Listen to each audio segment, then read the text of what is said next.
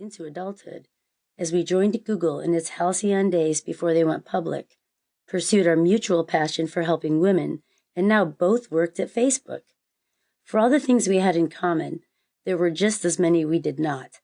The most obvious being that she was a billionaire and the COO of one of the world's largest corporations, and I was nowhere close to being either of those things.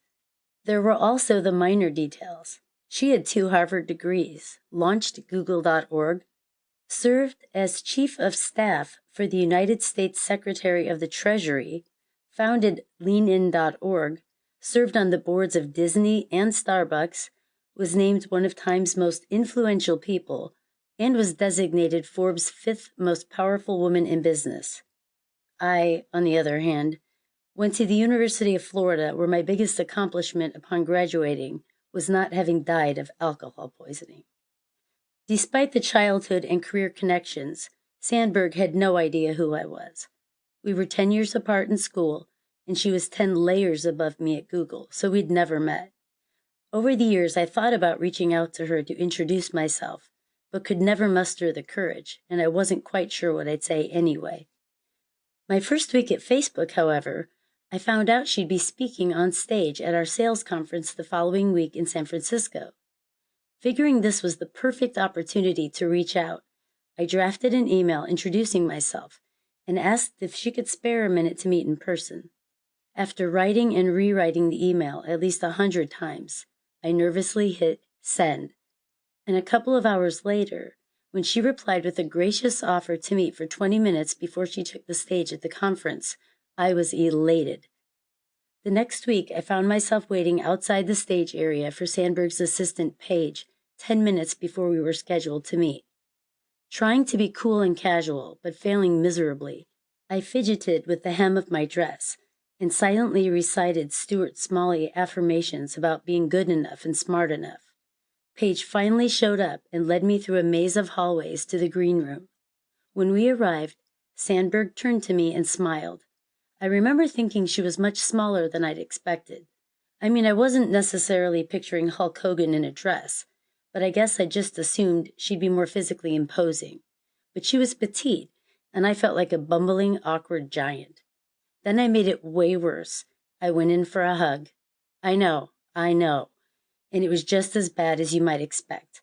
The half-second embrace was weird and cold, and I felt as though I'd violated her before we even sat down. She pointed to a couple of steel folding chairs, and we sat across from each other as she asked a couple of questions about my time at Facebook thus far.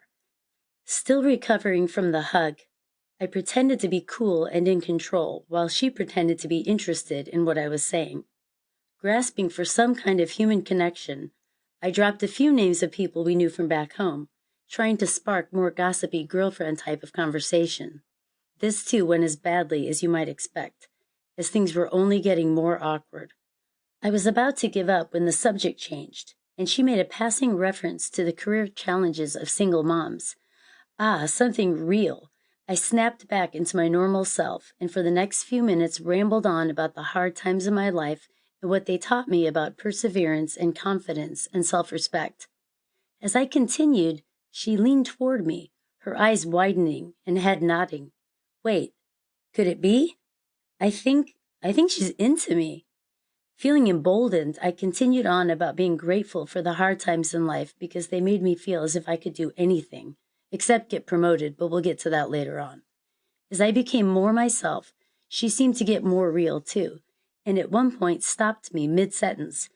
Do you mind if I get my laptop for a second? Sorry, but this is really powerful stuff, and I just want to write it down. What?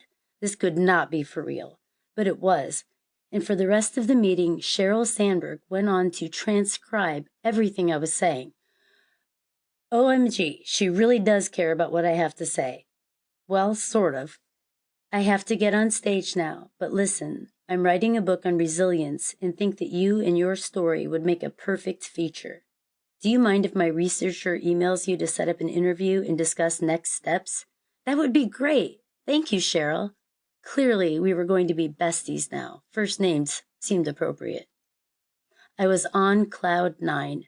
Just 7 days at Facebook, and I had impressed Sheryl Sandberg. I fantasized.